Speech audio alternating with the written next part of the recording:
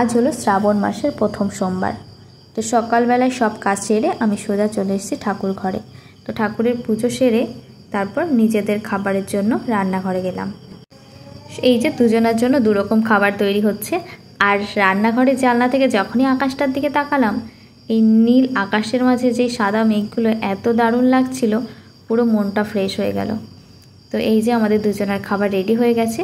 আর এর মাঝে আমি তো 8টা সাড়ে 8টার দিকে শুনুকে খাইয়ে দিই, তো ওকে আমার খাওয়ানোও হয়ে গেছিলো। ও তো সকালে স্যারেলাক খায়, তো ওকে খাইয়ে দিয়েছি, এবার দুজনে খেয়ে নেব। আর কাল থেকে না ওর ভীষণ ঠান্ডা লেগেছে। শুনুর এই প্রথমবার এই 6 মাসে ওর প্রথম এত ঠান্ডা লাগলো। কি করেছে ঠান্ডাটা লাগলো এবার বুঝতে পারলাম না। তো ওর সাথে একটু খেলা করার চেষ্টা করছিলাম যাতে ওরও একটু ভালো লাগে। আর ও এত খেলনা ছেড়ে মায়ের সাথে হাত নিয়ে খেলতেই ব্যস্ত। আর যেহেতু ওর এখন 6 মাস হয়ে গেছে, ও না অনেক কিছু চিনতে শিখেছে, তাই ভাবলাম এখন থেকে ওকে একটু বইটাও চেনাই। তো ও বইটাও মাঝে মাঝে পৃষ্ঠা উল্টে উল্টে দেখে, তো সেটা দেখে আমার ভীষণ ভালো লাগে। আর এই যে ঠান্ডাটার জন্য না আমি এই ওষুধটা খাইয়েছি। তো ও খেয়ে এখন একটু খেলা করছিল। ও তো এই কোলবালিশটার সাথে একাই খেলা করতে ব্যস্ত।